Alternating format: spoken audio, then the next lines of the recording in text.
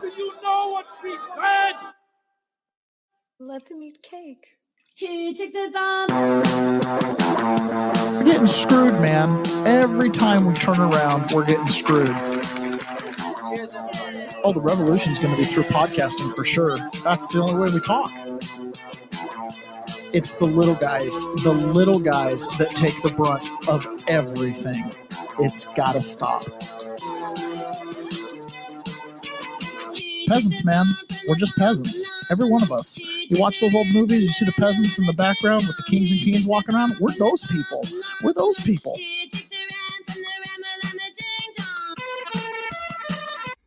Good morning, peasants. Welcome to another episode of the Peasant's Perspective. I'm flying solo again today. Ron is taking care of a sweet, sweet loved one who's recovering right now. So we forgive him for not being here. Really not a big deal, but it actually kind of is a big deal. That's why I'm a couple minutes late this morning. Anyways, so it's just me and you guys in the chat. So please, please, please speak up. Otherwise, I'm going to feel very, very lonely monologuing in here today.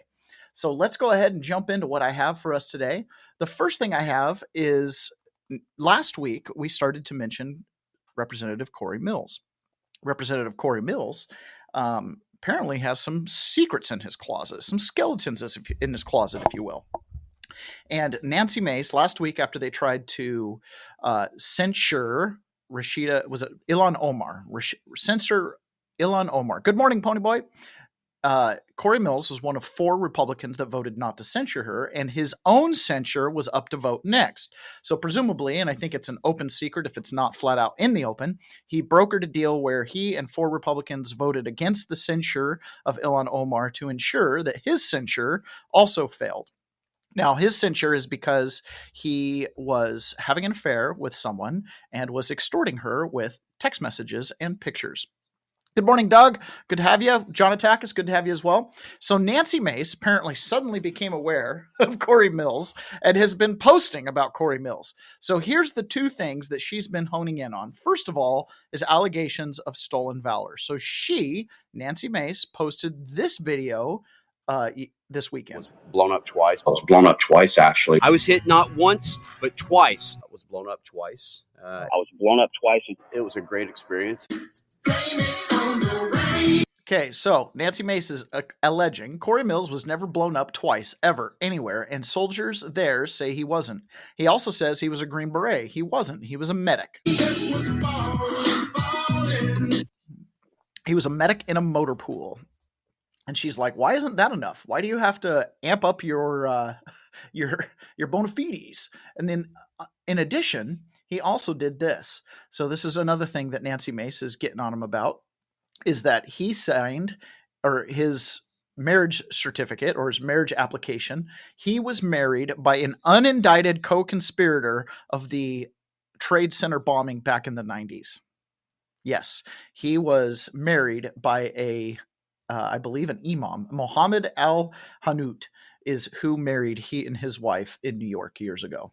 Or actually, I think it was, where were they? They were in Virginia. But another fascinating, is that just the justice of the peace today? We have an unindicted co-conspirator serving as justice of the peace? Or do we have someone who went out and sought a religious leader that was licensed to do marriage certificates and sought him out? Very, very interesting. So anyways, again, it just kind of goes to show, when you get to know these people, you find things that you don't always want to know. One of the best pieces of advice I got from someone was don't meet your heroes. Here's someone else who is a lot of people's hero, J.D. Pritzker. Don't know why he would be your hero, but he is going through a little bit of a scandal because he just recently took a picture with a murderer. The reason this is getting so much traction is because the photo was of Governor Pritzker with a man now charged in connection to deadly Chicago crash on the Mag Mile. CWB Chicago first reported that 35-year-old Kellen McMiller, now accused of murder, posed for the photo earlier this month at an event highlighting peacekeepers who work in community violence prevention. Now, a spokesperson for Pritzker said they were troubled to learn of the allegations against McMiller, saying in part, quote, the governor meets hundreds of people in communities every week and is often asked to take photos. We were extremely troubled to learn that this individual was arrested for his alleged involvement in this serious crime, and we expect them to be held accountable. to the full extent of the law. And the spokesperson added that Pritzker did not know McMiller personally, says they took the photo down on the website after being notified that he was arrested. The man, McMiller, and several other men are accused of killing in the crash. As Mark Arceda, the 40-year-old, lived in Skokie, was on his way to work when the suspects in a smash-and-grab burglary crashed into him in a getaway car. His girlfriend gave birth to their son the day after he died. And tonight, it's not clear how McMiller, who reportedly had 4 outstanding warrants from multiple states, was able to participate in this event and pose with the governor. How in the world do you get past the background check to be standing next to the governor when you've got 4 outstanding warrants in other states? It just goes to show the Democrats are not necessarily into law and order at all. And the problem continues. Not only do you have Democrats in Illinois taking pictures with alleged murderers, but you also have in Seattle the immigration issue. It's hitting close to home. This is Burien, a neighborhood not too far from me, where there was a double homicide committed by an illegal immigrant. A 29-year-old man who ICE officials say was living in the country illegally is accused in a gruesome crime. He's charged with killing his girlfriend and her friend in their home in Burien. ICE has now filed a criminal detainer with King County. The suspect is Marvin Ortiz Montesinos, who is behind bars. He also has a wife and kids back in Guatemala. As of today, Ortiz Montesinos is being held on a $10 million bail. Fox 13's AJ Janival shows us how family members of one of the victims are hoping the community can help with their funeral plans.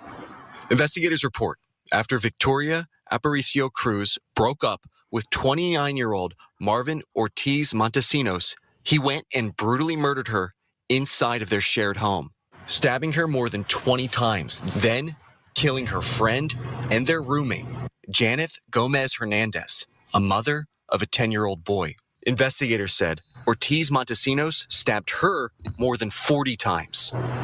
A 29-year-old man who ICE officials say was living in the... It is so sad that that's happening. I almost closed out the entire stream. We gotta be very careful. So you've got this situation in, well, you probably want to see me. It's black screen, isn't it? All right. So you've got this situation going on all across the country where people have been immigrating for, I don't know, 50, 60, 70 years, quite a while, finding it in these different spots around the country.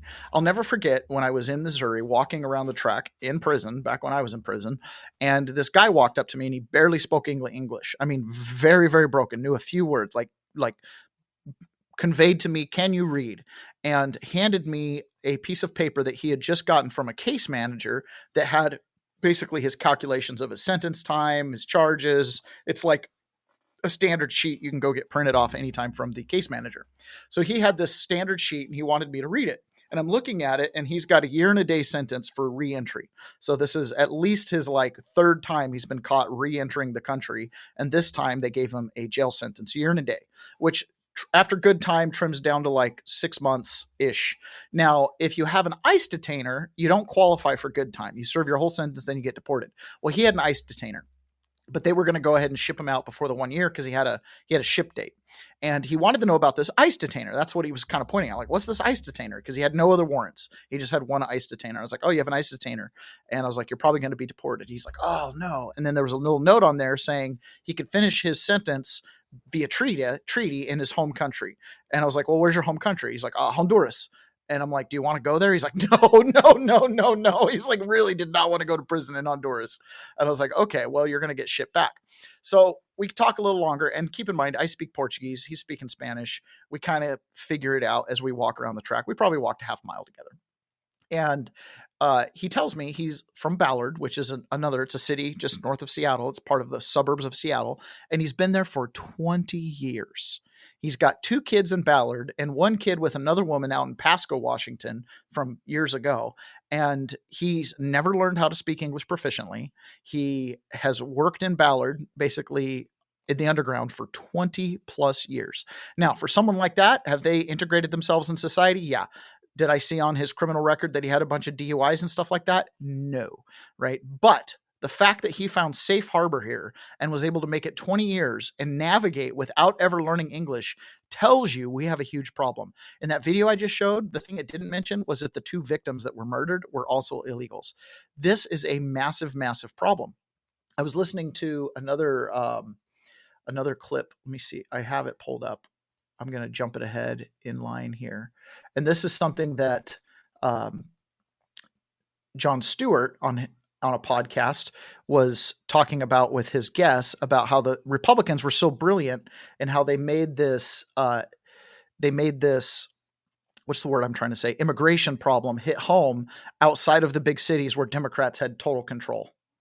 The most brilliant move the Republicans ever did was, send 2 busloads into New York City. New York City, this is who we are. Yep. We are a sanctuary. Ellis Island, we are a city of immigrants. 2 buses of Venezuelans, and they're like, yeah. Well, you know what's interesting about that, by the way? That was totally, to me, it was sort of misread at the time, because what people took that to be was a stunt for press, right? They took that to be a press stunt. It wasn't.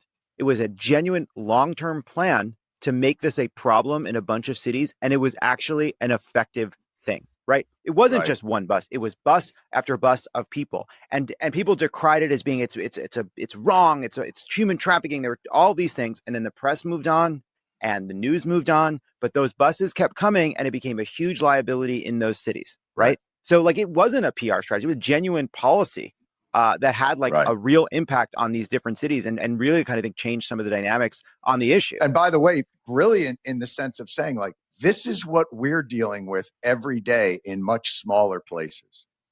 So basically the way the Republicans, and we're talking about the governor of Texas, the governor of Florida, DeSantis and Abbott, and maybe another governor here or there, as they would round up these illegals, they were prevented from deporting them. So what they would do is they deport them to another state. So this is where you get buses going straight to New York, buses going to Martha's Vineyard, buses going to all kinds of different places around the country. And what that did is it created a truthness to the phrase, every town a border town. Clearly, there's illegal immigrants spread all over the country. But if you're in some rural town, for example, Springfield, Ohio, right, you're not really accustomed to having large scale immigration. Maybe illegal comes into the community from time to time, right? Not a big deal. They stay in the workers' fields. They stand in the Home Depot parking lot. They fix your tile. No big deal. But when you drop 20,000 Haitian immigrants into a town like Springfield, Ohio of 40,000 people, people are going to notice. And that was replicated all over the country, both by Biden's policies, thinking that that was a good idea, and Republicans who kind of got that started. And this is an example of one of those, you break it so you can fix it type situations. The Republicans probably felt a little bit defeated. They're never going to be able to change immigration policy unless they can make the constituents feel it. And that's what they did, for better or worse. And I think there's a lot of carnage that happened because of that. But at the same time, we're sitting, I think the most recent numbers from DHS is about 500,000 deported and 1.5 million self-deported. Those are huge, huge numbers. On a different note, this is Marjorie Taylor Greene talking on the Capitol steps. I believe this was Friday. If it wasn't Friday, it was Saturday. And she's talking about what they found out from a couple things. They had a hearing with Alexander Acosta, who was the United States attorney in charge of the first Epstein conviction. They gave him a sweetheart deal. They've obviously met with the witnesses. There's been a period of time where Nancy Mace and others have gone in and seen FARA reports from the Treasury showing flagged transactions. And Marjorie Taylor Greene here reveals something that many of us have suspected. In fact, these words have come out of our lips from time to time, but hearing it come from her really puts a bow on it. It really makes this like, hey, this is legit, this is serious, and this is what's going on. So she's talking about the Biden crime family being possibly the largest crime syndicate this country's ever seen. Well, my takeaway right now is that a lot of the press is not interested anymore in hearing about the SARS reports, but they're very much real. And the investigation that's happening through oversight is going to show that the Biden family is the largest crime syndicate that America's ever seen in politics. And what I read in over 2,000 pages of SARS reports is there is evidence, real evidence of human sex trafficking with Hunter Biden and Owasco, which is his law firm. That's not just some fake company. That's his actual law firm where he was paying prostitutes. That is human sex trafficking. And some of these women were from countries like Russia and Ukraine, as well as from all over the United States. I read that with my own eyes. And the SARS reports clearly say prostitution, and it was a prostitution ring. And these were many customers through Wells Fargo Bank.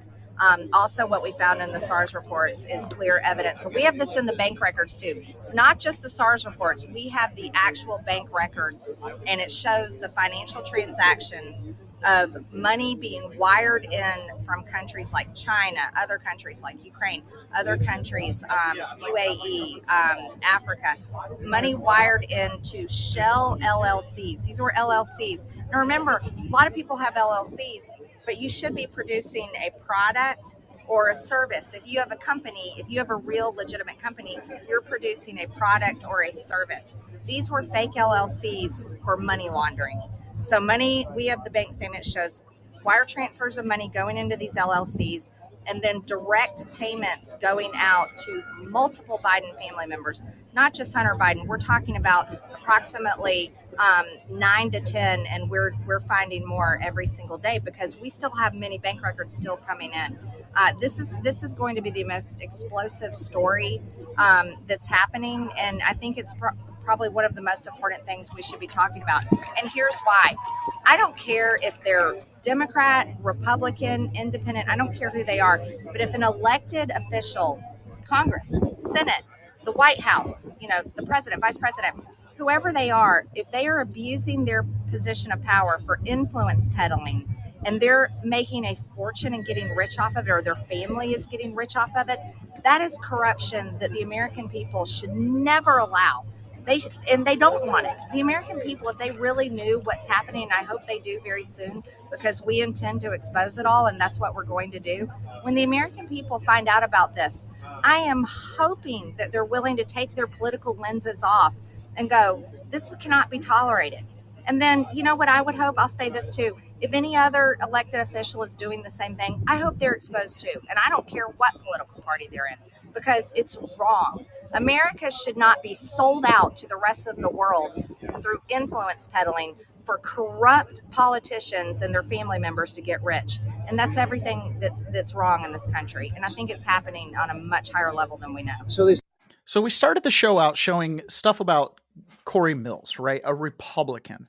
Yet this Republican's got some shady stuff, some stolen valor allegations that he was married by an unindicted co-conspirator to the World Trade Center bombing back in the 90s, all kind of shady. And it starts to kind of make you scratch your head a little bit. Like, what's going on here? Why is this guy's votes not always line up the way they should? He's got one ideology on the campaign trail, but then his voting record shows something completely different. Why is he running cover for Ilhan Omar? It makes no sense politically, right? With Joe Biden, we've had this huge thing with, we're going to get to the bottom of these Epstein files. And, by the way, Trump's in the Epstein files.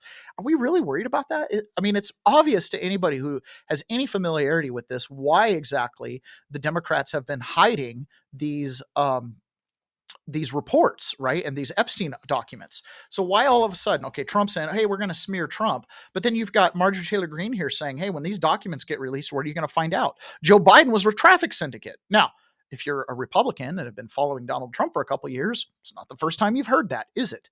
Right? However, for the general public and for the political apparatus at large, once that stuff gets released, it's kind of no longer deniable. You can't just chalk it up to internet rumor with no evidence. Now it's real. They know this. People have sat in those briefings. Those reports are circulating around Congress. What's going on here?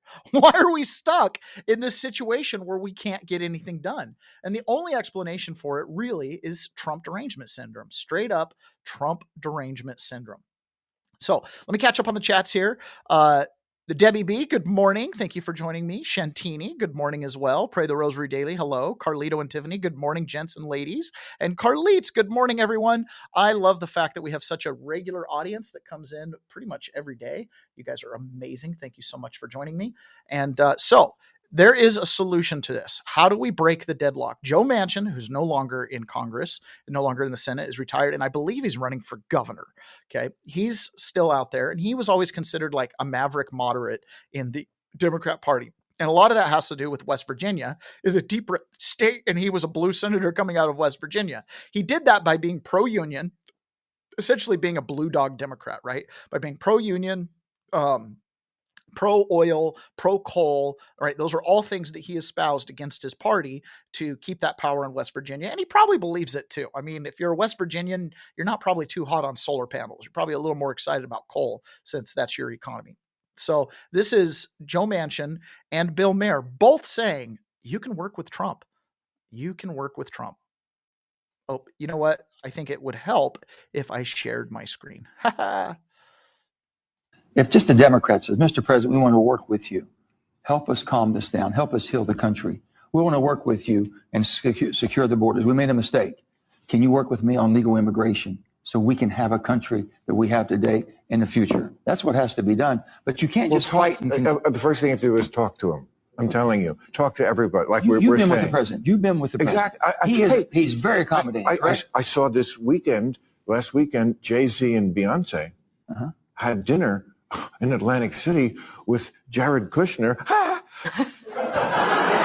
and Ivanka Trump. Do we not talk to them now either? Because it's an issue they care about, they which get is a criminal pass. justice reform. I mean, that matters. All the issues matter, and this is how any of them, or if we're going to make any progress with this. But he's your president for 3 more years. He's my president. He's your president. He's all of our presidents. My job, if I'm in a position as a United States senator or a congressperson, is to do everything I can to make my president successful, but never be afraid to speak truth to power. But you have to do it respectfully. You have to be respecting that office and the people that put you there, which is we're self-governing. Okay, we made a decision. We chose you. If we chose you, then I don't care. I'm not going to fight you. I want to work with you. I want you to succeed. And I said, Mr. President, we need that leadership now. We need you to step up. And if the Democrats, I said, calling him names, it's just like throwing fuel on a fire. It's not going to make him any better. But he, individually, when you were with him, I've been with him individually, most accommodating, gracious. You can talk to him. He's engaging. He's much more self-aware than he lets on in public. They have this thing where when they go out in public, it has to be all war all the time.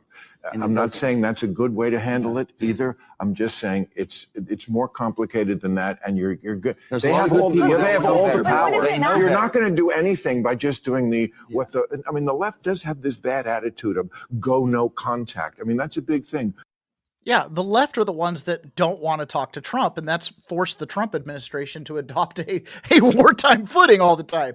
I think that was his big mistake in his first go at it. First term was that he just believed that people would do what was right for the country, and it just really didn't work out that way all the time. Clearly, it's kind of sad. Okay, so something happened there. Okay, so the other thing that I wanted to play here too, in talking about you can work with the president. This is a CIA director, and he's on a leftist podcast. I can't remember exactly which podcast it is, but he's on a leftist podcast. He's a former CIA operative, and he offers some insights into what he sees happening with presidential power and how this wasn't just like a Donald Trump problem. The difference is Donald Trump came in and used the power that the legislature has delegated to the president. So this is a really good take on exactly what's happening. And then we're going to get into the FCC and the suspension of Jimmy Kimmel. And then we're going to roll into the Charlie Kirk stuff. Big weekend this weekend, but I want to get these news items out of the way before we get into the cultural item of Charlie Kirk, because they do play in together. Charlie Kirk and the cultural influence and what he did to America through his assassination, right, is a big, big deal. But simultaneously, it plays into this larger political narrative and this back and forth that's happening. So let's take a listen. I agree with you that things seem radically different. I did that on accident. Hold on. To see the change in the first, agree with you that things seem radically different post-Trump. What we learned at CIA is that we really started to see the change in the first 2 years of the Obama administration. Because in the first 2 years of the Obama administration, Obama walked in and he was young enough and youthful enough that he saw the problem and he was like, I'm not going to play this game anymore. And he took the presidential powers that were given to him by all the congressmen that didn't want to have responsibility, right? He took those presidential powers and he used them. He was the most lethal president in history using covert action, which is his wing, his right as a president, as a chief executive. You have to recognize, going all the way back to the Great Depression, prior to the Great Depression, the legislature had an immense amount of power. They controlled the purse strings, they controlled the law, and the executive branch, for the most part, operated in check to that, right? In check and balance to that. After the Great Depression, we started to see the New Deal, and we started to see the rise of executive branch agencies. This is where you get like the Tennessee River Valley whatever Act, and that's a new executive branch. And you start to see Department of Education in the 70s, and it just goes on and on and on. You have an expanding executive branch. Fast forward to 1984, and you have the Chevron decision, which tells the executive branch that they get to do rule defining and law making. So the legislature says to the EPA, we want clean water. And then the EPA decides exactly what rules, laws, mandates, codes, statutes, etc. get put in place and how they're defined in order to accomplish the legislative mandate of clean water. That was overturned by the Loper-Bright decision that said that the executive branch no longer has decision-making ability. But prior to that, the executive branch essentially could make the laws as long as there was some delegation from the legislature to accomplish a thing. How that thing was accomplished was up to the executive branch. And Obama was very good at using the executive branch agencies and expanding its power. Executive to use the most lethal president in history. He was the first one to use a record-breaking amount of executive orders to push his agenda across. And when the Congress turned blue, he used that leverage to get across policy that mattered to him. Whether or not you like that he did that, that set a precedent. And then when Trump took office, he was like, well, this has already been done before, so I'm just going to do the same shit that's been done before, and you can't say that it's my fault. So that's when we started to kind of see. Now he's really the most lethal president in a different way. In a different way. But we have this waffling now. And it's, for those of you that are wondering, that's Blossom from the, I think, in the 80s and 90s TV show. She also reached her fame in, what's it called? What's the pop culture? It's a current show. It's about computer guys in California, physicists. Gosh, I can't remember. Somebody put it in the chats. Anyway, she's Big Bang Theory. She's on Big Bang Theory, and she's also actually a neuroscientist. She has a PhD. Anyways, I can't remember her name. It's hard to pronounce. She's Jewish. It took 8 years for Obama to basically exercise these rights, these privileges, is the right word.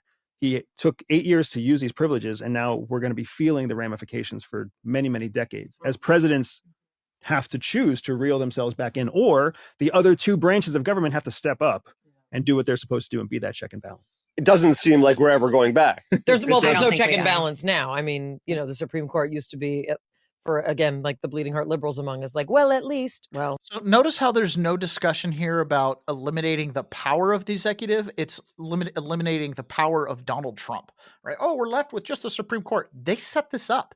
They've been in power the majority of the time, specifically the total amount of time if you count it as the uniparty. Oh, not anymore. I agree with you. I completely agree with you that I don't think there's any going back. And I think that the amount of time it's going to take for us to find some semblance of stability is such a long period of time that we have to be asking ourselves the question, do we want to be here in the middle of all that adolescence, or do we want to go somewhere else and exist somewhere else while the American community, while the American people figure it out? I agree with you for a second. Do we want to be here, or do we want to be somewhere else? We're going to address that thought in just a moment. But before we do that, I was going to do a shameless ad read, but we don't have enough people online, so it won't let me do the ad read, so we're skipping it. Okay, this is the big differentiation between elite and globalist and those that think they have the ability to country hop, right? Do we want to stay here in the United States while they figure it out, or do we want to find some other place? That's the differentiation line between him and the peasants. The peasants can't run. There's nowhere else to go, right? Not only do we believe that in our core, at least here in the United States, we have a fighting chance with the Bill of Rights and the culture that at large is still out there supporting freedom and liberty. But we can't leave. We're tied to the land, right? No matter who's in charge, we got to live here. This is where we belong. And that is something that clearly he's become detached from the land. He doesn't have a patriarchal affiliation to his neighbors or his community. Somehow through his service in the CIA or the way he was raised, he's been completely detached from a sense of community. This is what we are up against. Literally, people who are like, oh, we can just get out of here. Rich people are like, we'll fix the United States and then we'll get out of there. That is a huge, huge problem. Now, they did reference executive power and how that executive power works. I like to take you guys a little bit behind the scenes, and I found this great video by a guy named Jason. Don't know who he is. Shout out to him. Jason the Chow on TikTok posted this video talking about the FCC and the banning of Jimmy Kimmel and his firing. And online, right, a lot of people trying to make this some type of Charlie Kirk versus Jimmy Kimmel. Who's the real martyr for free speech? The guy that got his neck blown out, or the guy that got fired for making a joke that was a total lie, right? And how does that work? This all has to come into public resources, public interest, the Commerce Clause, and the ability of Congress and the government to regulate commerce. This is a much bigger issue than just the government trying to get someone fired. First of all, I don't believe the government did it that way. But what we see here behind the scenes dealing with this airwave bandwidth is a much bigger conversation. The more you understand, we're only as good as the information we have.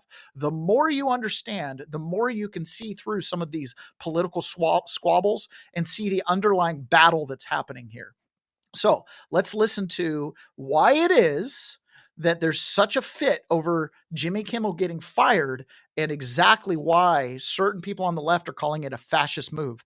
And I might even throw my hat in that ring. To me, why this FCC thing is so much bigger than Jimmy Kimmel. Oh, it's so much bigger.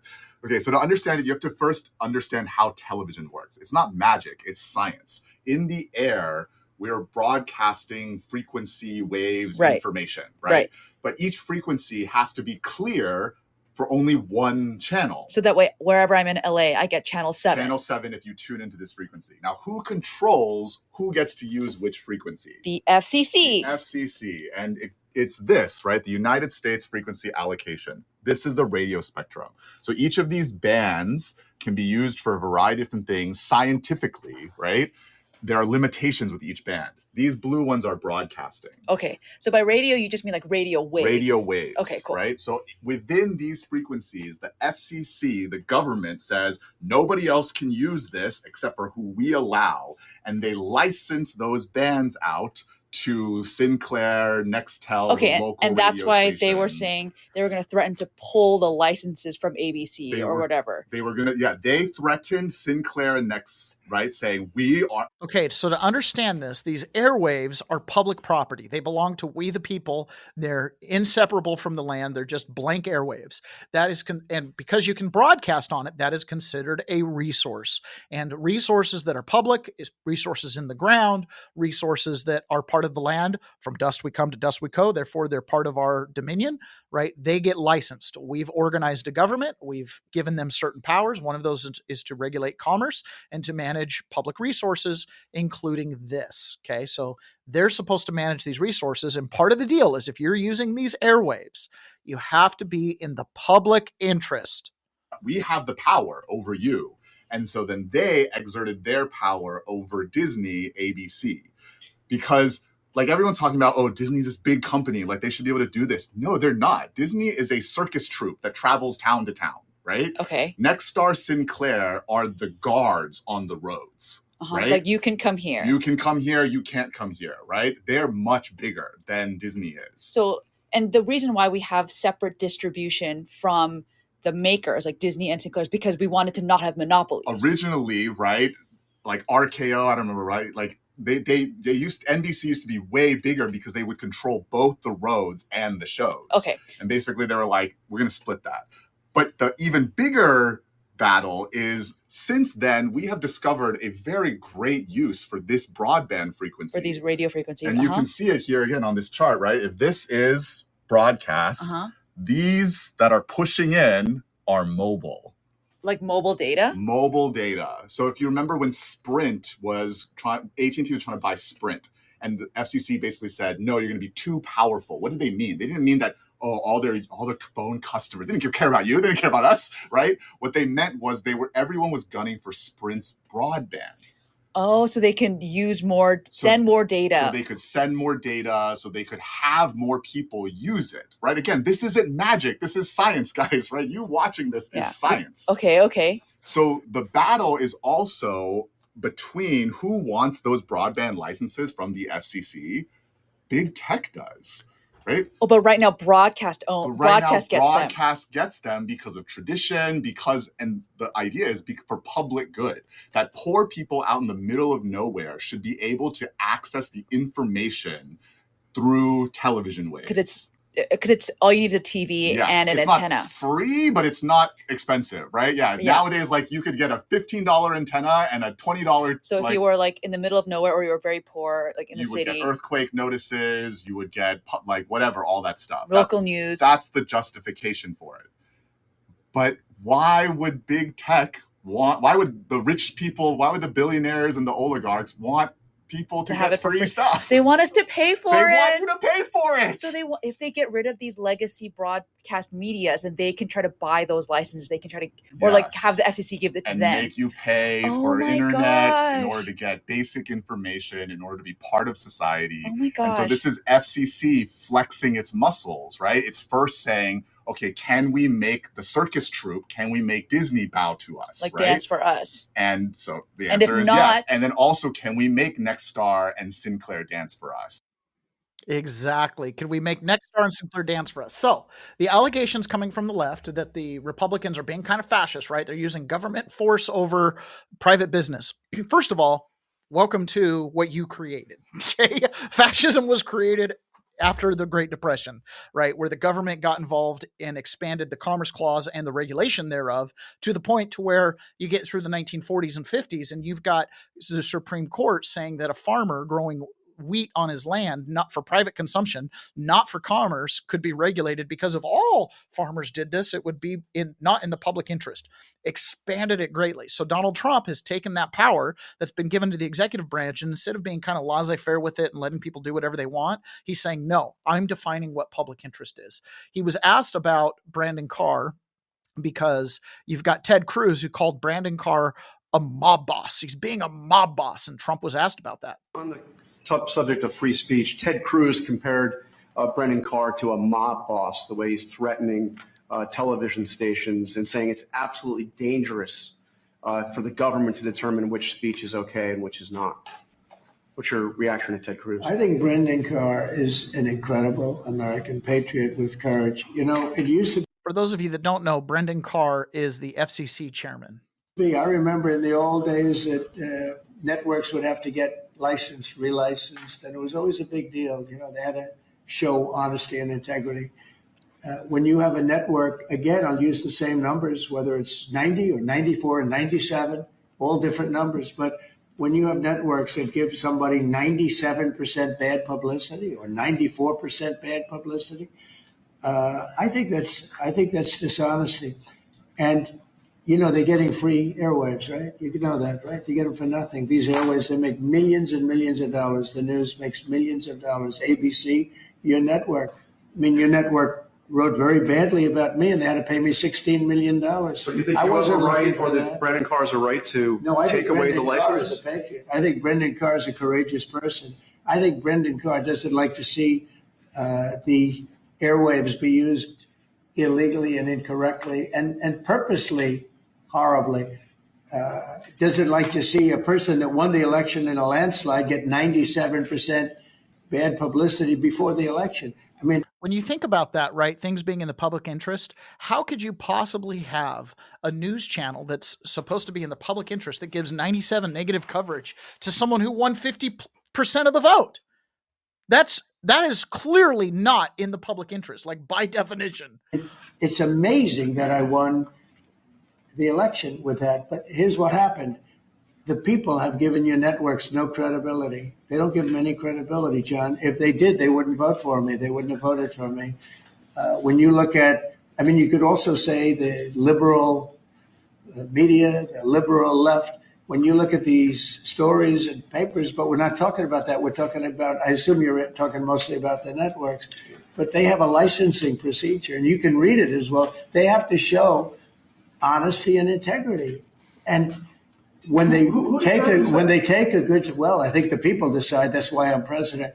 When they take a great success, like you often do, and you make it into like it's a loser, or you put a negative spin on it, I don't think that's right. So I think Brendan Carr is a great American patriot. So I disagree with Ted Cruz on that.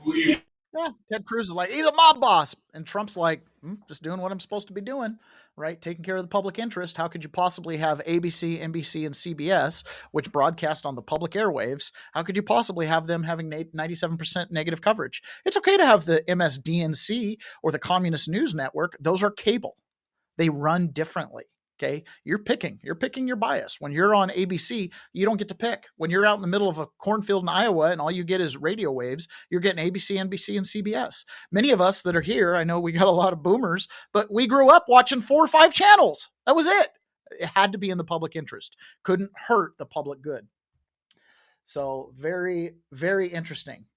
So finally, we've gotten to the point where I can do an ad read. So we are doing one. Hey, football fanatics, are you ready for some primetime NFL action? Tune in to Westwood One for all the gridiron glory you crave, from jaw-dropping touchdowns to game-changing plays. Don't miss a moment of the excitement. Catch every snap, every tackle, and every victory on Westwood One Sports app. On Westwood One, sportsapp.com, via Westwood One station streams, or by asking Alexa to open Westwood One Sports. If it's the NFL, it's on Westwood One. I actually missed my chance yesterday. I go every Sunday, I go to a sports bar and have lunch with a friend. It's a standing meeting. Everybody's invited. Just figure out a way to get a hold of me. I'm happy to have you. But we always get to watch, like all the sports games that are on. And I missed that this weekend. And I'm surprised because I don't watch a ton of sports, but I do love sports. And I really love going every weekend to watch that. So the Westwood One Sports app could help you keep track of your favorite NFL teams. Okay, so back to the show content here. So we have some CNN commentary on what Brandon Carr has been doing, and they expose that Brandon Carr is on very stable ground. What he's doing, knows the law, and has an active remit from the White House to do what he's doing. He is on very safe territory here, and the idea that he's going to be drawn up to hearings and something bad's going to happen to him via the Hill, not possible. Well, I do think that, again, back to MAGA not necessarily agreeing with his comments, and he was essentially threatening ABC to fire Kimmel. And talking about abuse of power, and it's just more than the media at this point, we talked a little bit about, or Trump talked a little bit about, going after organizations and deeming them terrorist organizations. This is another place where the federal government is using their authority to go after progressive organizations because they don't like what they're doing. Again, shoes on the other foot. If a Democrat wins in 2028, do they really want a Democrat going after the Heritage Foundation and trying to deem them as a terrorist organization? I think it is their MAGA and Republicans and the administration are on very sticky ground right now. And if I were Ted Cruz and others, I would be speaking out because you do not want this to happen in a Democratic administration. I think that's fair, but I think that everyone on the Hill knows that Republicans and Democrats play by 2 different sets of rules. You're right about that. And that. So he starts out by saying, basically, the Republican, Trump is on very solid footing and Brendan Carr's on solid footing with what he's doing here, which when you see the explanation we just saw, you clearly see this isn't about censorship. This is about controlling airwaves and what the public interest really is. Got to see it from that lens. Now, Ty Cobb, who used to be an attorney for the president, turned on the president completely. This is actually one of the more shocking things I've ever seen. He completely came out against the president, and I don't know if it's because he thinks the president's on the losing side and he's just trying to, attach his wagon to the winning side. I'm not exactly sure what's going on here, but Ty Cobb is making comparisons between Trump, J.D. Vance, and Goebbels and Hitler. Well, I think, Kristen, that it's evocative of what we've seen throughout history. I mean, in 1939, Dr. Goebbels, at Hitler's instruction, removed 5 comedians, or wittices, as they were called at the time, from the airways in Germany, and for criticizing or making fun of the government in a satire way. Putin, when he took over in the early 2000s, one of the first things he did was systematically silence critical media outlets, and independent TV channels were bought out or shut down. Trump is waging war on people who offend him. He's all about vengeance. And sadly, his subordinates, like one of the Project 2025 authors, Brandon Carr of the FCC, are following in line, and perhaps the Presidential Crimes Commission that Representative Swalwell called for recently can consider this at the end of this administration. But these people are, abandoning our constitutional rights and our constitutional freedoms. Even Senator Loomis today, by saying, she doesn't feel like enforcing the First Amendment at this point, despite having, liked it when it suited her. That's a violation of her oath of office, where she takes an oath to preserve and protect the Constitution. So I think this is really tragic. And I think, as Carr said yesterday, there will be more shoes to drop. I think we can count on that. This will be 3.5 more years of vengeance. And there's a lot of people out there tweeting, I voted for this. 3.5 more years of vengeance, please. Again, when you go back to Barack Obama and you see how he took all this executive power that has been pooled up, but had been essentially unused. Why do I think it had been essentially unused, right? It had been used a little bit, obviously Patriot Act, stuff like that. But the reason is because our presidents were part of the machine, right? They didn't want to make their legislative friends happy. They owed them favors. They tried to, split the baby, so to speak, until Obama came in and he's just like, I think I can take total control. And he did. And now we know he took so much control that he was able to actually weaponize the government, including one of the things he did, which was getting rid of the Smith-Mundt Act, which we talked about. Basically, it allowed Americans to it allowed the government to propagandize the American people. Now, propaganda is a fancy word for lies. There might be a truth in there, but for the most part, it's lies, right? Propaganda means one-sided narrative. Whether you're on the side of truth or not is irrelevant to the propaganda. So Donald Trump, using his executive power, is going to eliminate the Smith-Mundt Act, the way it's written by executive order. And I will say this. If Congress does anything to change this, it can't be put back by executive order. That is one of the great things about the Loper-Bright decision. As Trump gets rid of regulations, they can't just be put back in by executive order. They have to be put back in by the executive branch. So the stuff he's doing as far as limiting some of the power of the government is massive, right? Because it can't be put back. Simultaneously, he's exercising control over the things that he can and needs to exercise control over, for example, the airwaves, to make sure that those things that you can't get rid of or roll back actually function in the public interest, to turn on the checks and balances of lawsuits, threatening licensing and things like that in order to restore the checks and balances to government.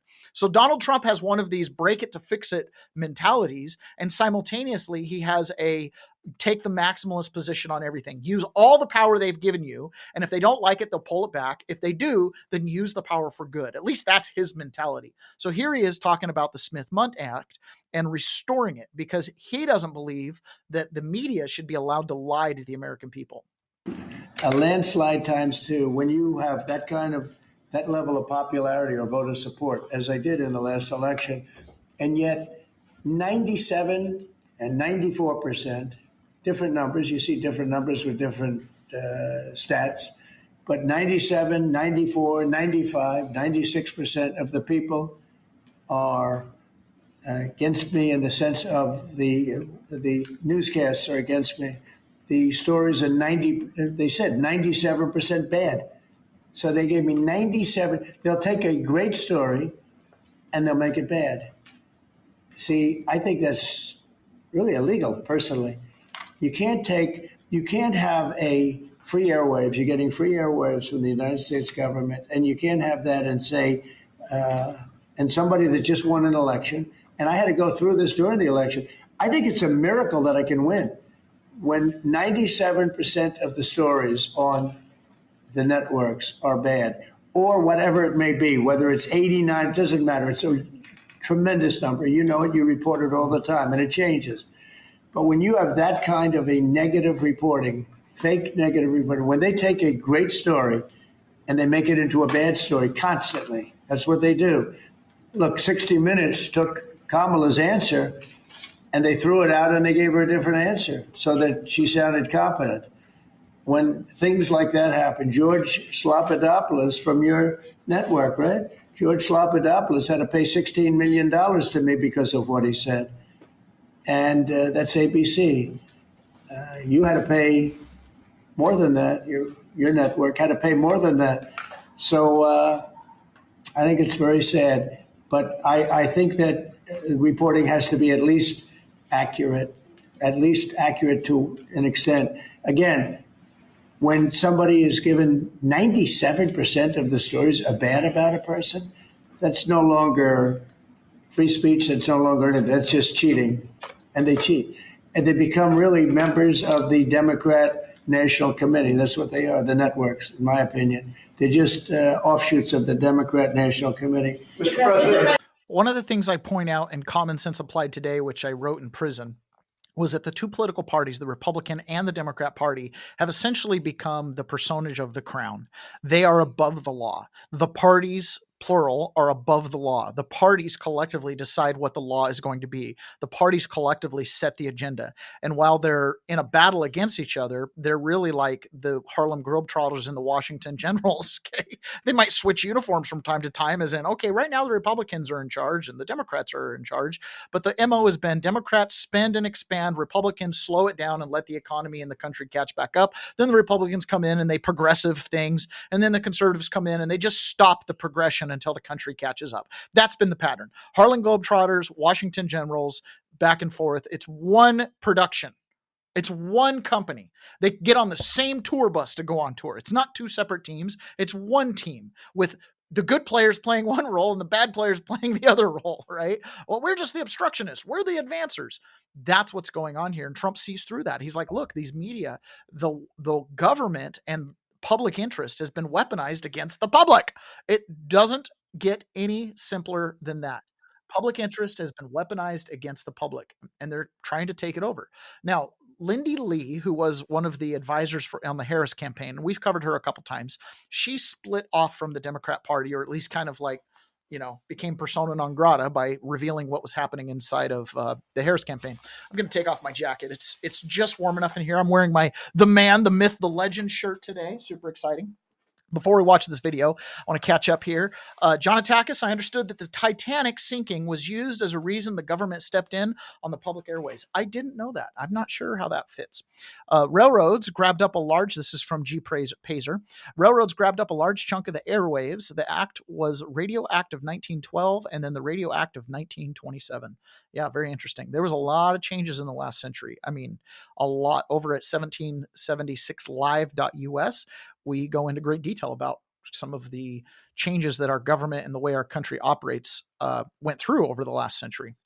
Okay, so this is Lindy Lee being interviewed by Anna Kasparian, and she's talking about why it is, now we're getting on to Charlie Kirk, why it is they have smeared Charlie Kirk so much, and why there's two narratives running. You've got Charlie Kirk, the saint, the martyr for free speech, and you have Charlie Kirk, the racist, misogynist, anti-feminist, right, who couldn't change his mind about anything, right? This bad attitude.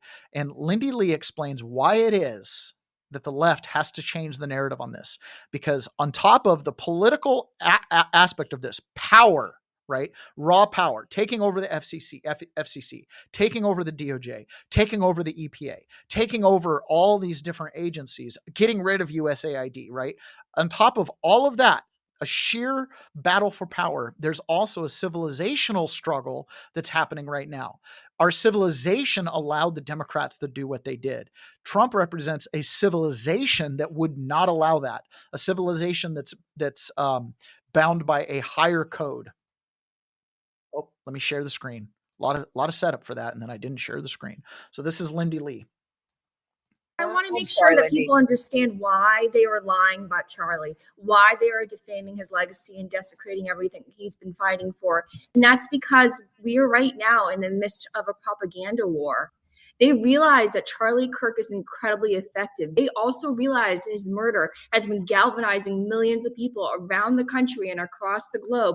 And that is why they are tarnishing his legacy and distorting everything that he says, because they also understand that a lot of the times people don't bother, like Anna said, looking into nuance. They only read the headlines and then they move on. They don't bother to do any due diligence on what exactly he said. Another thing that I want to draw your attention to is that in recent years, in the era of Trump, young men have been shifting dramatically to the right, more conservative than young women. And I think that has a lot to do with figures like Charlie Kirk, making it cool again to be a conservative family guy. And they see Charlie Kirk as a threat, and that is why they are working overtime. It's overdrive right now. They're doing everything to dismantle his legacy. Charlie Kirk represents a conservative man, a family man, and he represents lived Christianity. This is a big deal. Charlie Kirk believed in debating people, and presumably the left, people like, Manchin and others, would acknowledge that as a classical liberal value, and they wouldn't be too upset about it. Listen, if our ideas are good, we can debate them, we can agree to disagree. But what Charlie Kirk exposed, and one of the things Charlie Kirk really lived by, is he could debate you secularly. Like, he openly said all the time, all of my positions I get through reason and logic, and I can debate them without bringing in a moral code or the Bible. Totally cool. Fair enough. But where he came to his solid opinions that wouldn't change came from his belief system. So, for example, a big one on abortion. He was never going to bend on abortion. He would debate it logically, but even if he was beaten in debate, let's say there was some, beating debate, right? And he could get beaten and the logic went to the fact that we should have abortions at 10 weeks and less or something. He would then lean on his faith. That makes him unbendable and unbreakable, and that's what they were afraid of. They were afraid of the fact that behind the good arguments, which if you have counter arguments, you can argue. You want to go high tax rates, low tax rates, there's an argument for both, what you're going to use the tax money for, all that kind of stuff. But when you're getting down to the core element, the binary choice of do you support life or do you support death? Do you support the way God made you naturally as a man or woman? Or do you support that your choices extend all the way to deciding your gender, to override the creator's program, right? When it came to stuff like that, he was unbendable. And at his memorial this weekend down at the State Farm Arena in Phoenix, right next to the Renaissance Hotel, where I used to do all my real estate training, this was big time on display. You had a big chunk of Trump's cabinet there. I actually had an uncle who was in the audience sitting a couple feet in front of Donald Trump down on the lower level, that kind of thing. Anyways, very, very huge event. Huge event. Again, Charlie Kirk gets killed, and there's prayer vigils, there's mourning, there's declarations to action politically. When George Floyd died, the country burned down. Totally different response, immune response to this kind of stuff. But look at what's happening here. This is Marco Rubio, your current Secretary of State. This is what they're afraid of. Right? They're afraid of people who live their Christian faith. This is why, in their mind, Charlie Kirk had to die. It wasn't just about debate. You want to have a debate, you can go talk with Milo Yiannopoulos and stuff like that. He's going to come up in many regards as morally bankrupt. Charlie Kirk was not that. He was the guiltless man. And what this brought out in the people who loved him and supported him was an ability to testify. His deep belief that we were all created, every single one of us, before the beginning of time, by the hands of the God of the universe, an all-powerful God, who loved us and created us for the purpose of living with him in eternity. But then sin entered the world and separated us from our Creator. And so God took on the form of a man and came down and lived among us. And he suffered like men. And he died like a man. But on the third day, he rose unlike any mortal man. And to prove any doubters wrong, he ate with his disciples so they could see, and they touched his wounds. He didn't rise as a ghost or as a spirit, but as flesh. And then he rose to the heaven, but he promised he would return, and he will. And when he returns, because he took on that death, because he carried that cross, we were freed from the sin that separated us from him. And when he returns, there will be a new heaven and a new earth, and we will all be together, and we are going to have a great reunion there again with Charlie and all the people we love. Thank you, and God bless you. Awesome. That, coming from a Secretary of State, is a pretty bold stance. Port Ange Hunter, I'm assuming that's Port Angeles Hunter, first time on break and out hunting. Well, you should have invited me. I'm in your neighborhood if it truly is Port Angeles. Should have invited me. I need to go hunting. I'm desperate for a hunting partner.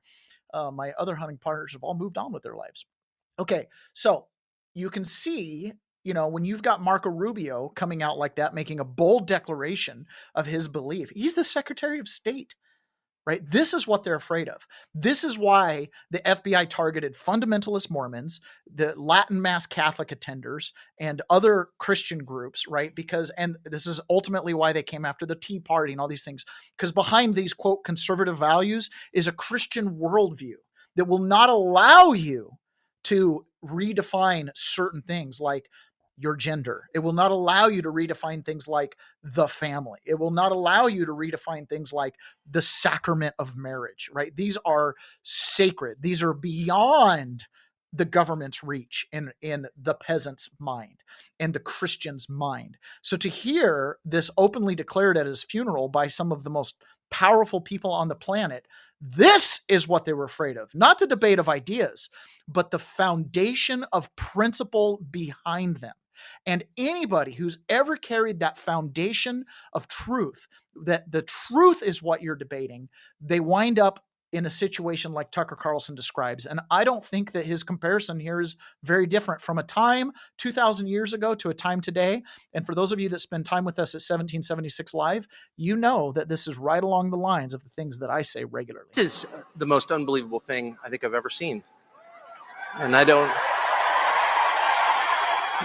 whatever happens next in America, I hope it's in this direction, because God is here and you can feel it. And Charlie would have loved this, not just because he loved large groups of people, but because ultimately he was a Christian evangelist. And it actually reminds me of my favorite story ever. So it's about 2,000 years ago in Jerusalem, and Jesus shows up and he starts talking about the people in power, and he starts doing the worst thing that you can do, which is telling the truth about people, and they hate it, and they just go bonkers. They hate it, and they become obsessed with making him stop. This guy's got to stop talking. We've got to shut this guy up. And I can just sort of picture the scene in a lamplit room with a bunch of guys sitting around eating hummus, thinking about, what do we do about this guy telling the truth about us? We must make him stop talking. And there's always one guy with the bright idea, and I could just hear him say, I've got an idea, why don't we just kill him? That'll shut him up. That'll fix the problem.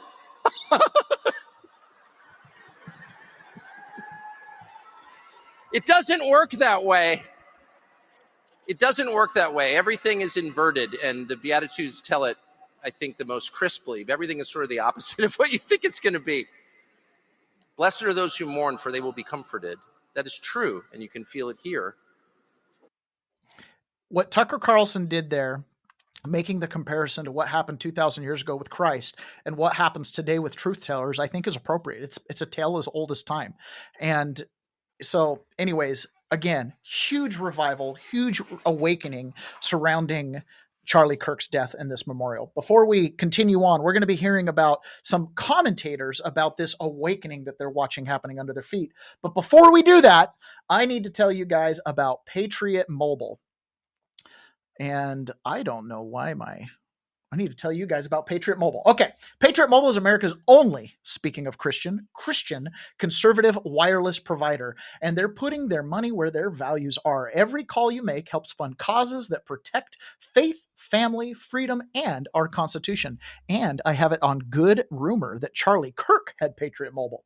Right now, Patriot Mobile is giving you an entire month of service absolutely free when you switch and use the promo code COURAGE25. That's right, your first month is on them. You'll get reliable nationwide 4G and 5G coverage, affordable family plans for you and your family, and 100% U.S. customer service support.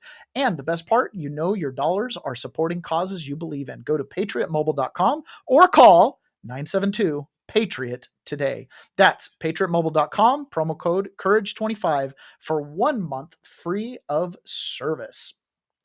Patriot Mobile is on our list of approved carriers at 1776 Live. They will help guard your data privacy. And the one thing that they can do that the other cell phone providers don't do, and I know this from absolute personal experience, they will not give the government your information without a valid warrant. Unlike AT&T and Verizon, who I believe both turned over all their call data, including Bank of America and a few other banks, to the government after January 6th. Patriot Mobile did not do that. I'd like to make a side endorsement for Old Glory Bank as well. While other banks were canceling January 6th defendants, Old Glory Bank wasn't. In fact, the other banks were using excuses like, oh, the Patriot Act makes it so we have to do this. Not true. Patriot Mobile was opening accounts and keeping accounts open for January 6ers because they followed the law. Patriot Mobile, and I'll have to shamelessly throw in there, Old Glory Bank, two companies cut from the same cloth. Okay, this is Scott Adams talking about the revival that's happening because of the Charlie Kirk assassination. Depending on what you're watching it on. But best wishes to all of you people who are experiencing probably almost everyone is feeling some kind of religious revival. And if you were the Democrats and you were watching this, forget about the politics of it. There's something that's beyond politics now. We've entered some new domain.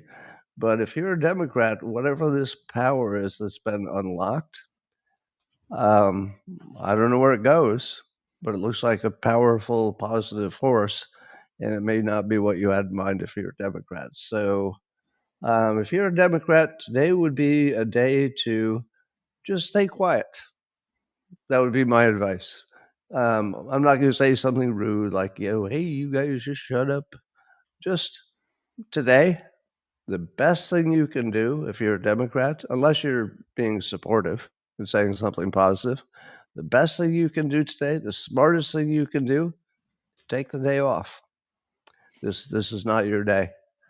So Scott Adams is by no means a, quote, Christian, but, and he talks about this repeatedly, he supports the Christian worldview. He thinks it works, okay? He sees this. This is an awakening. This is a revival. And he's smart to tell the Democrats, take the day off, right? You don't want to offend people's deeply guarded sense of who they are. And that's what the Democrats do. They throw dynamite at that foundation. They throw dynamite at your gender. They throw dynamite at your family. They throw dynamite at your religious beliefs. They throw dynamite at anything you hold precious, sacred, and hold as true. They want to destroy that. They want to remove your North Star. This is, by every account, a civilizational struggle. There is a struggle between substance and form, between the real and the fake. And with the rise of AI, we're getting to the point where the form, the law will become perfected. No one will be able to get out. There will be no one lost in the cracks, right? Everybody will be marked, tracked, digital ID, on and on we go. We are at the beginning of that phase of reality. And how we project into that machine our values is going to take place over the next 4, 5, or 10 years. This presidency and the next presidency, how they carve back executive power and the places that they expand it and the precedent they set and how they use it is going to make a big, big difference. The last generation saw a two-tiered system of justice. The last generation saw a traditional sense where the king and all of his men were above the law. Donald Trump stands in opposition to that. Now, just like any good struggle for civilization, there's a good chance that he's going to have to break some eggs to get it done. When I got into the DC gulag and I was sitting talking with other January 6 inmates about what could happen with the election, there was an ever persistent concern that the election would be stolen again. And my attitude was they will steal it. They will pull out all the stops. They've already done it once. They did it in front of everybody. They took Trump off X at the time it was Twitter, Facebook, Instagram, all the social medias. You don't talk about violating free speech. Holy cow. Who authorized that? Some FBI agent, right? You think those companies acted alone? If they did, they were pushed into that corner, right? So we've seen this double standard. Free speech for me, but not for thee. Gun rights for me, but not for thee. Privacy for me, but not for thee. All the different things, we've seen the double standard. I think Trump's had enough of it. The assassination of Charlie Kirk, as many have said, you killed the moderate.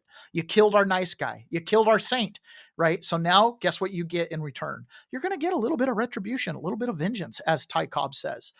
Donald Trump posted this tweet yesterday. Pam Bondi, I have reviewed you know what? I'm going to share it. I have reviewed over 30 statements and posts saying that, essentially, quote, same old story as last time. All talk, no action. Nothing is being done. What about Comey, Adams, Shifty Schiff, Letitia? They're all guilty as hell, but nothing is going to be done. End quote. Then we almost put a Democrat-supported U.S. attorney in Virginia with a really bad Republican past. Remember, this is the Eastern District of Virginia, where allegedly the attorney that was there would not indict Letitia James on election or on mortgage fraud, a woke rhino who was never going to do his job. That's why 2 of the worst Dem senators pushed him so hard. He even lied to the media and said he quit, that we had no case. No, I fired him, and there is a great case, and many lawyers and legal pundits say so. Lindsay is a really good lawyer. This is who he's now nominated, and likes you a lot. We can't delay any longer. It's killing our reputation and credibility. They impeached me twice and indicted me 5 times over nothing. Justice must be served now. President John DJT.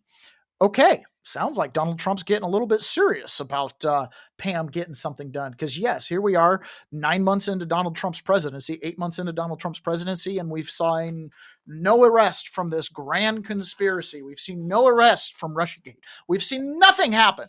We've seen, maybe there was an interview with one of the guy that Comey was passing top secret information to. I mean, he got summoned to a grand jury about what? No idea, right?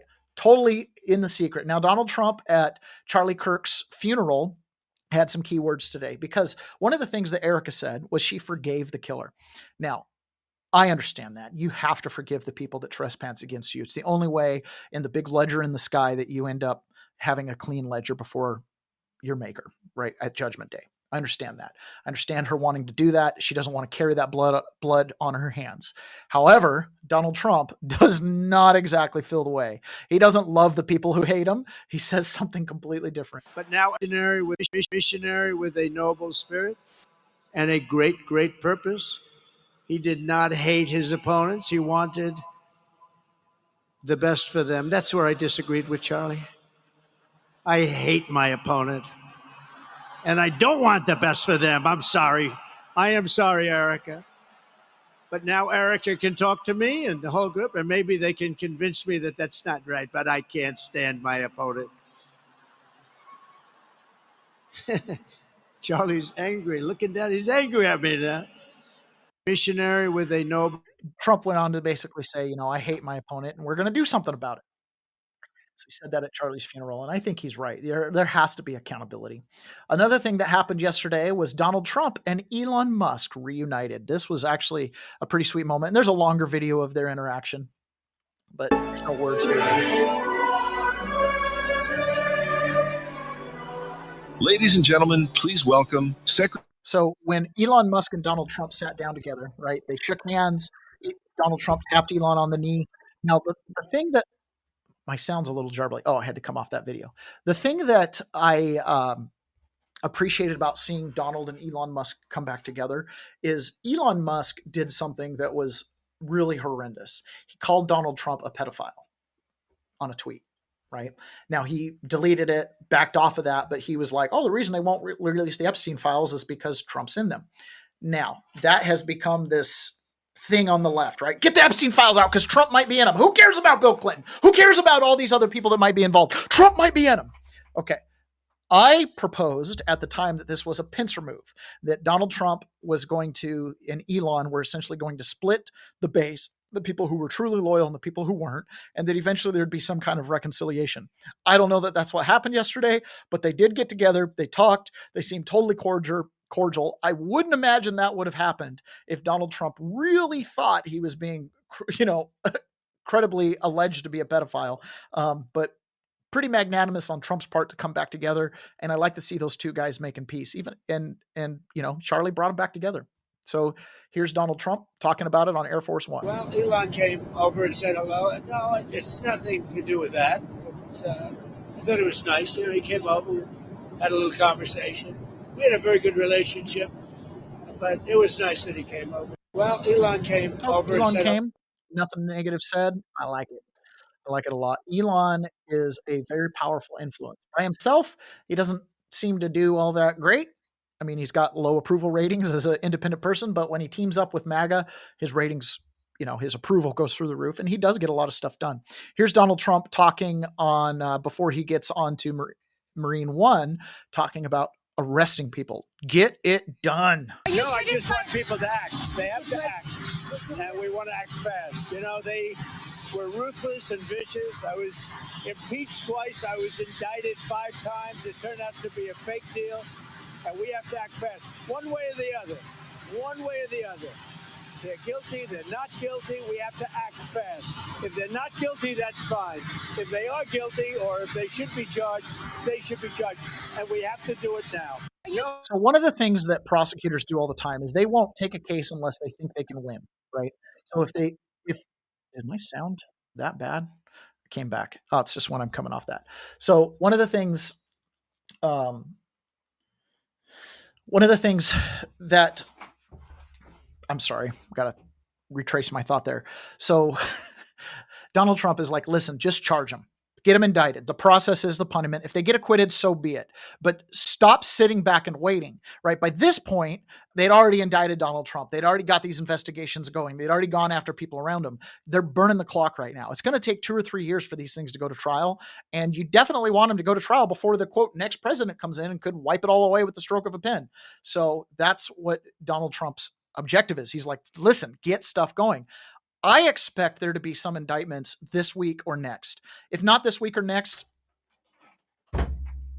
when, right? What do you need? You've presented all this public evidence. Lisa Cook, Letitia James, Adam Schiff. You go on and on and on with all these people. Obama's committed treason. Where's the indictments, right? Get those ham sandwiches indicted. This is Stephen Miller talking about what they're going to do for accountability. So take a listen to this. We will actually get accountability. We've been demanding accountability now for a decade. Our audience is well aware that this is the biggest political scandal we have ever seen, and an effort to undermine and take down a duly elected president. But now we want to see the tricksters face the consequences. Will they? I have complete confidence in the Department of Justice to follow these facts, to follow this new, further avalanche of evidence, and to take all the necessary legal steps to ensure that the wrongdoers, the coup plotters, the schemers, and the insurrectionists are held fully accountable under the laws and Constitution of these United States. Yes, Maria, I believe that. Now, last weekend, John Ratcliffe, CIA director, who is a former prosecutor, former DNI, told us that that the statute of limitations, the 5-year statute, does not apply when it comes to conspiracy. And he says the conspiracy is ongoing because they still won't admit it. The conspiracy is still happening. So what is your take on what Ratcliffe told us last week? Oh, he's completely right. So several of the statutes I mentioned, we have not even come close to eclipsing the statute of limitations. But more than that, it is an ongoing and continuing conspiracy. It continued through the entirety of President Trump's first term. It continued through the entirety of President Biden's term in office, and it continues to this day. There are still deep state coup plotters who are trying to conceal and hide this information on behalf of the people they are protecting. There are still staffers in Democrat offices who know the full truth, who are concealing that truth. So all of this behavior, all of this conduct collectively means the conspiracy hasn't ended, is ongoing. Comey in particular has throughout the years engaged in conduct and lies, public statements, and testimony in front of Congress. False testimony whose sole purpose was to perpetuate and continue the conspiracy. So I have every hope and expectation that the Department of Justice, under the leadership of our courageous Attorney General, will follow these facts and follow the evidence and deliver justice. Because if we have a country where we can continue to have FBI careerists and CIA careerists, deep staters who will fabricate and doctor evidence, who will create and produce fake material, fabricated material, phony information to try to go after their political enemies up to and including the president. If we continue to create the impression and the reality that there is not a criminal, a severe criminal penalty for such conduct, it will never stop. It will never desist. It will keep on going forever. And we will continue to have a country that is sabotaged endlessly by the production of fake documents, fake material, fake plots against democratically elected officials. We can't have that. There must be consequences. Well, there must be consequences. He is the deputy chief of staff. When he talks like that, it is some strong words. Now, how'd you get to the point where they can feel so strongly about this and they understand the depth of the lawfare? One of the challenges, I had this happen yesterday. Charlie Kirk was assassinated.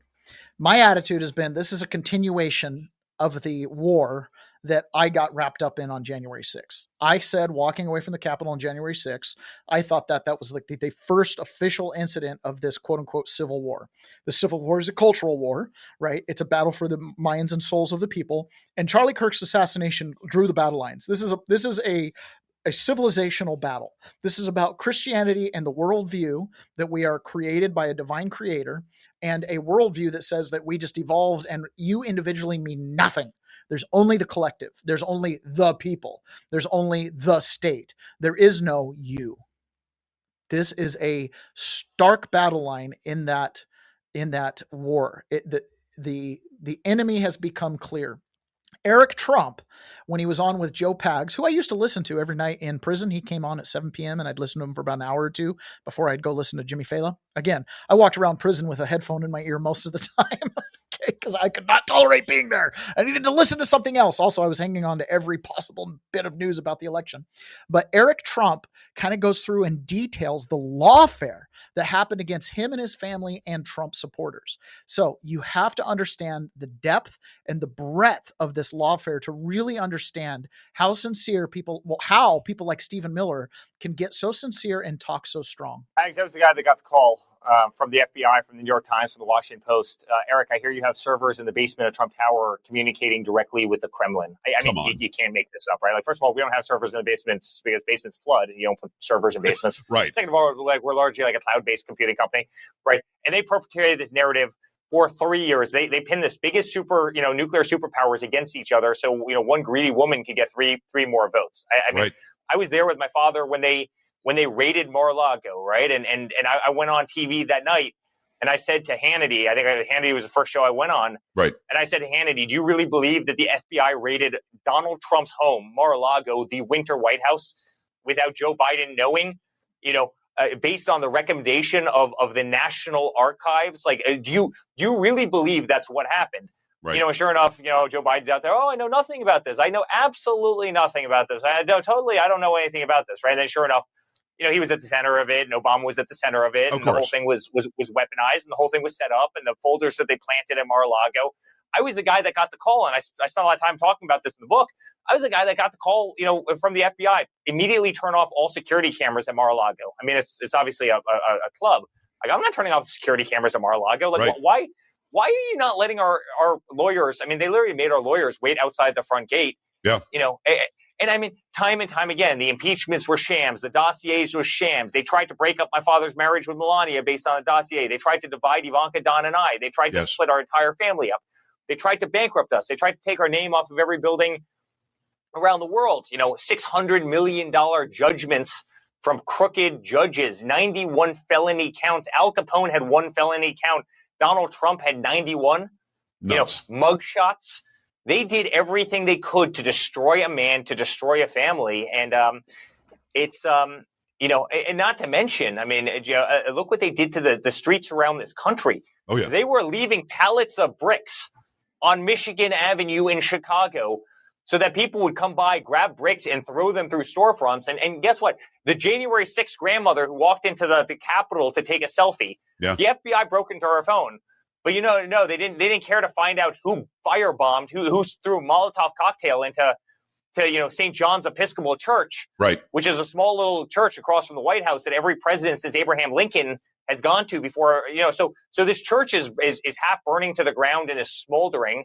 They never found the person who did that. They never found the people that destroyed our city, Seattle, Minneapolis, Portland, Chicago, New York. I mean, and just about every other major metropolitan area in this country. Right. But yet, they weaponized the hell out of it. They went after people on January 6th. They didn't give them a trial for 5 years and let them rot in jail. Right. I mean, it was the deepest corruption, not to mention weaponizing the IRS to go after anybody who searched the word Bible. or weaponizing the IRS for anybody who stayed at a Trump hotel, or weaponizing the IRS for anybody who searched term MAGA. I mean, these people are sick. Yeah. And they should pay the ultimate price for what they did. And not to mention taking us off of Instagram and Facebook and depriving us, of voice and gag ordering all of us. And now all of a sudden they say that, Donald Trump is weaponizing government. Give me a break. Give me a break. Donald Trump is weaponizing government. Yeah, I guess so. I mean, he's taking the tools that you guys created and weaponizing. All right, one last ad for today, and this one is Rumble Premium. Rumble Premium is something that we broadcast onto, and I'm supposed. Oh, look, does not match. What does that mean? What are you trying to tell me here? Can't do it. Look at that. Indulge me for just a moment here, folks. Huh. Interesting. All right. Well, never mind. You guys aren't going to get another ad. That's just the way it is. You guys probably love that. Okay. So Eric Trump describing this ongoing coup was a process. And as Stephen Miller said, it's still going. These people are still involved. Katie Britt last week, when Kash Patel was at the Senate testifying, she started asking about the funding of these Antifa groups. We need to start seeing this when we talk about they. There are lots of individual pockets. They're tied together by ideology. And in some cases, they're actually tied together by funding, right? So this is where you get people who are ideologically driven in government, able to get money, who then drive that money down onto the streets. And Kash Patel has promised to go after this, and Katie Britt is inquiring exactly kind of what this investigation is going to look like. I want to read you some words of Vice President J.D. Vance. He said, if we want to stop political violence like what happened to Charlie Kirk, we have to be honest about the people who are celebrating it and the people who are financing it. My question to you is, in light of Charlie's murder and all of the things that we have just referenced and have been talking about today, what steps is the FBI taking to more aggressively crack down on those who promote, encourage, finance, fund these types of engagements and this type of political violence? Thank you, Senator, for your kind words. So in terms of how we crack down on the root cause of this violence, for now putting aside the ideological motivations and how they got there, the monetary issue is a real issue. And as I've said before, we follow the money. So we work with our partners at the Treasury Department to trace where the money came from, how these individuals paid for the training they received or the platforms they were using, and also how these individuals collectively got together in whatever groups they were on whatever social media sites they were on, to utilize clickbait to make money for their ideology. And so to trace all of those, we are using, not just in Charlie's investigation, but others, lawful process and serving 2703D orders on any entity that is related in any way financially to any of these criminal acts of violence. And we are going to hold them accountable with our partners at the Department of Justice. Excellent. I would love to stay abreast of that, and just, we must get to the bottom of it. We must follow the money. Someone is funding this discourse. Do you believe, obviously there are people here, unfortunately American citizens, that may be engaged in that, but do you also believe that some of this may be coming from overseas? Yes. Okay, let's. So right now they've been declared a domestic terror organization, and presumably we're getting close to them being declared a foreign terror organization. The Netherlands, I believe, voted in their parliament to consider them a terror organization. There was one other nation that declared it, and I think England is looking at it. So that's all, it's all a pretty big deal. Going after terror networks and things like that is a pretty big deal. Now, I wanted to read something to you guys, and this is, let me get the screen shared here. Okay. All right. So this is a little white page article about these networks. So I'm going to read the highlighted portions. This hidden network, buried within agencies, NGOs, think tanks, and political operatives, directs unrest not just for ideological theater, but for outcomes ranging from political sabotage to economic harm, even mortal violence. While others chase fame, fortune, or clicks by selling simplistic stories, the reality is darker. External forces have penetrated the highest levels of government, flanking the president himself. Their goal is not continuity of democracy, but continuity of control. Remember, this is all about power. The reality is that the participants act out of ideology, identity, and moral obligation. They are not mercenaries to be bought off. They are volunteers who believe. The failure of policymakers and analysts lies in how they continue to treat protest movements as if they were transactions, as if the critical question is always who paid whom and where the money came from. That framework does not capture the reality of what drives these networks. The true core of energy is not financial. It is the spread of ideas, the cultivation of affinity, and the work of cultural organizers and narrative engineers who bind people together for something far more resilient than a payroll, which, by the way, this is what we are doing. Right? We are trying to span space and time with ideas to project our values out into the future, from the distant past out into the future, right? And to get people to believe in our civilization and act for themselves to maintain it and expand it. They have the opposite ideological view, and they understand that it's the ideas that will outlast the funding. The federal government is hamstrung here. They can only approach these things in terms of commerce and regulation of commerce. They can't go after free speech or your ideas. They can go after your funding. Hopefully, if they can get less people talking about this by going after the criminal funding enterprise, then the idea won't spread as much. But they really can't get in front of the idea because they can't touch it. And that makes them weak. That's also why MAGA can't be stomped out. That's why the Tea Party couldn't be stomped out. That's why Christianity can't be stomped out, is it goes beyond the power of the state to control without exercising plain out tyranny. And eventually people will figure out when you're using tools of the state to do it. So, for example, when you make all churches commercial entities by giving them an IRS, nomination, 501c3, in order to be tax exempt, now the government can determine what your activities are in order to be tax exempt. They can get into the realm of ideas by regulating some form of commerce, the money. When governments and commentators reduce unrest to the question of money, they do more than miss the point. They hand the movement a gift by declaring that protesters are simply, quote, paid. They allow organizers to portray themselves as authentic, misunderstood, and dismissed by the establishment. This was exactly what happened during the 2020 Black Lives Matter uprisings, when dismissals of demonstrators as, quote, outside agitators or, quote, funded by Soros only strengthened the protesters' sense of legitimacy. The oversimplification turned into proof in the eyes of participants, and the system could not or would not understand their grievances. I've lived through this. People said J6ers are getting paid, just like they said Black Lives Matter participants are getting paid. The truth is 99% of people who participate in these protests and activities are not getting paid. It's the 1% organizers that may be getting paid, right? And the question is, if you take out the organizer, do you actually take out the movement? Until policy shifts to recognize that the real infrastructure is narrative. What did we say at the beginning? Lindy Lee told us this. This is about narrative control, right? This is about how we tell the story. Ideological and cultural, not transactional. Every attempt to counter these movements will fail. Worse, it will continue to validate them, because misdiagnosis strengthens the belief among participants that they are authentic and the system is corrupt. The architecture of modern unrest is stenographic. What looks chaotic is carefully coordinated. What looks underfunded is strategically resourced. What looks spontaneous has been in preparation for months or even years. To treat it otherwise is to walk blindly into the trap it sets.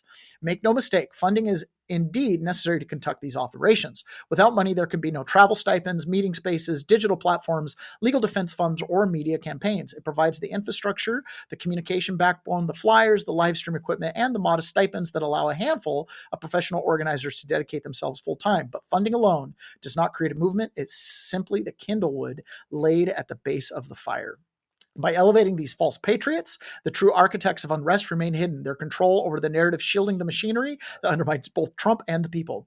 This pattern, seen in Serbia, repeated in Ukraine, refined in Hong Kong, and now deployed in America, ensures that the public sees curated heroes rather than architects of unrest. It is not about truth, but about control, about continuity of control. Those who truly uncovered the hidden architecture are ignored or smeared because their work threatens to unmask not just the protest, but the fourth unelected branch of government itself. Holland, Denmark, Sweden, Norway, and many others have faced similar disruptions. Networks that present themselves as grassroots environmental groups anti-austerity protests, or pro-immigrant coalitions. And these countries often trace their organizational DNA back to the same funding hubs. The tactics look local, but the strategic fingerprints are global. By the time the playbook reached the United States, summer 2020, it was already familiar. The shield walls in Portland, the branded murals, the mass occupations, these were not novel improvisations. They were iterations of methods tested in Belgrade, Kyiv, Tbilisi, and Hong Kong. The same infrastructure reappeared after the 2020 presidential election when the No Kings mobilizations were rolled out. The introduction is only the beginning. In the coming parts, we will expose the specific tactics of affinity cells, the institutional players, funding and directing them, the false allies who claim to stand with President Trump while orchestrating chaos for their own game. By revealing the hidden architecture, we aim to empower the public with the truth, dismantling the narratives that threaten the nation's future. To be effective against this inviolable enemy, we must begin with acknowledging that modern unrest is not mercenary but ideological, not transactional but narrative, not linear but stenographic. I like that assessment a lot, so I wanted to share it with you guys. Okay, and to emphasize the damage that can happen to us, I got to do a little stop share thing. To emphasize the damage that can happen to us if we continue to go down this role of collective control, and touching on themes that we've shared before about the control grid, as Cass Austin Fitz talks about, something pretty monumental happened in Vietnam last week. Listen to this. This is where we're heading. Why is Vietnam the testing ground for the new banking order? Well, recently, Vietnam imposed a requirement for a digital ID, including a biometric scan of everyone in order to have a bank account. And what they did to enforce this is they closed 86 million bank accounts and seized all of the assets in those accounts. So the owners of those accounts have no ability to do banking or access their funds because they chose not to sacrifice their privacy and submit to this biometric surveillance tracking mechanism. Well, this is not something that is going to stay in Vietnam. This is a test because if we look at, for example, what's going on with the European Central Bank and digital ID initiative in Europe, as well as the Real ID and the CBDC system FedNow being imposed in the United States, we can see that it is coming to us as well. So what are you going to do about it? Yeah, what are you going to do about it? So Vietnam just closed millions of accounts because they weren't hooked up to the Real ID system, the digital ID system. This is coming. Right. This is absolutely coming. And here's the thing. We're starting to see different parts of this happening in the United States that are kind of weird. Remember that you'll own nothing and be happy? Imagine separating ownership of your house from the ownership of the land and then paying rent on the land as well as a mortgage for the house. I'll get you there. The Austin housing market. Would you like to hear about how sinister the Austin housing market is? I just saw this listing on Realtor.com. It's for a 4-bedroom house that's listed at $293,000. I said, well, golly gee, for Austin, Texas, that's a pretty dang good price. Let's see what this house is all about. It says this property is listed as a leasehold. Don't know what that is. Through Jubilee's joint purchase program. Okay, haven't met Jubilee yet, but I'm willing to learn more. Making home ownership more accessible with a lower entry cost. Love to hear that. You buy the home while Jubilee buys the land and rents it back to you, heavily reducing upfront costs and keeping monthly expenses comparable to a traditional purchase. You can also buy the land back anytime. Alternatively, the property can be purchased outright for $799,000. Estimated land rent for a home in South Austin is $2,946 per month. This home is not just a residence, it's a sanctuary of modern comfort and style. So my understanding is that the benefit of this is that you pay for the house as though you're only paying for a $300K house. So your down payment is cheaper. You pay a mortgage of around $3,000 estimated. Well, mortgage and like principal and interest and all that. And then land rent, you're renting the land that your home sits on. You own your home, and then you rent the land that your home sits on. I looked at the property history for this home. I can't find any prices pre-2024, but in like 2014, the tax assessment was $217,891. So presumably this home has tripled in price in the past decade. That's wild. So home prices have gotten so out of control, tripling instead of just doubling in the last decade, that they're now starting to split the land from the house to sell them. You'll own nothing and be happy. You already kind of sort of rent your land as a joint tenant in common, except it's to the governor. And now you're going to rent it from Jubilee, and Jubilee will pay a small nominal tax, I'm sure, to the state. Wow. What a freaking mess. So we're going to wrap up the show today with a great video from Babylon Bee exposing the hypocrisy of the left, the Planned Parenthood crowd, and all these different people. This is a fun little skit, but I think it describes pretty much perfectly where we have arrived.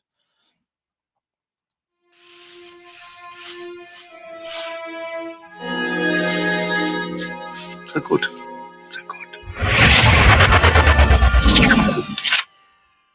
I'm a time traveler from the year 2025, and I've come here to kill you, Hitler. Oh, not again. I'm never gonna have enough time to finish these paintings with all of these time travelers trying to kill me. Well, I'm going to succeed. Before you pull the trigger, can I just ask why? Why do all of you people want to kill me? Isn't it obvious? I'm a progressive, a liberal, a fighter for social justice. And you are a fascist who implemented a reign of terror. And while the effects of your policies devastated the world for decades, soon we will be able to take back the White House, and we will be able to use the government to force people to follow our great ideas. You want to use government power to force your ideas on the populace. Me too! That's fantastic! What? No. Ugh. You and I have nothing in common. What I'm saying is there are people in our time with dangerous ideas, and we need to silence them. Silencing those who disagree with you. I do that too! Oh, wunderbar! Oh, the Nazi movement will not die with me. Don't give me that! I'm enlightened, and you're as bad as Hitler. Listen, what I'm trying to say is we are very close to implementing a utopia, as long as we can get rid of some certain undesirable people groups. Yes, like the Jews. Yes, like the Jews. Oh. So, in the future, you also do not like the Jews? Well, no. But we don't believe in segregating all the races like you do. I mean, except for like graduation ceremonies. And dorms. And hiring practices. Oh, and admissions policies. That sort of thing. I, too, am a fan of the segregation. I'm sorry, I have to ask, is this a real firearm or is this some kind of toy for kids? It's a flare gun. I'm trying not to support America's toxic gun culture. I'm a firm believer in gun control. Gun control! This was one of my ideas, too. Ban them from the undesirables. Yes, look here. Oh, and your shirt. This is an organization founded by Margaret Sanger. Yes? Wait, you know about Margaret Sanger? Jawohl, of course. Oh, she's such a lovely person. No. She's a fighter for reproductive rights, for women's empowerment, and the eradication of undesirable populations by means of eugenics. Brilliant lady, very inspiring. I must use some of her ideas in our socialized healthcare system. Socialized healthcare? That's not your thing. That's our thing. No, it's very much my thing. Did you know that Nazi means National Socialist German Workers' Party? Nazi is just more catchy. Nazi. Just rolls off the tongue. No. This can't be true. This has to be some sort of mistake. We are nothing alike. You're Adolf Hitler, evil right-wing fascist dictator, and I'm a feminist restorative justice advocate. And a vegetarian. You're a vegetarian? Me too! Okay, I am so confused right now. I came here with a clear goal in mind to kill the most evil man to have ever lived. Besides Ronald Reagan. But now that I'm meeting you in person, you're not at all what I thought you were. And your painting is actually really good. What do you call it? I call it Ein Reich ohne Juden. Wow. I don't know what that means, but it sounds beautiful. It does, doesn't it? Babylon Bee does such a good job with those. You guys, it comes down to that internal mindset, that internal understanding of who you are. The progressives today have the same heart as Hitler, as Stalin, as Pol Pot, as these others. They want control. They want power. They want to be authoritarian and dictators. And no matter which way you start in the moderate position on the spectrum, you go right or left too far, and it loops back around to authoritarian dictatorship. If you in your heart don't support the individual, the divine consciousness of man, you end up living and wanting people to live their entire lives and sacrifice everything for the group as long as you're running the group. That's how they see it. So, all right, guys, thank you so much. Shantini, that was great. Thank you so much. For Razor, we put servers in the basement closer to the network coming into the building, but in West, we don't flood like they do in many places. That is true. Okay, guys, that's it for the show today. No private. And tomorrow we will be covering more of the news, as always. All right. Thank you so much for joining me. No outro today. So we'll see you guys all later. Bye. Takes a second.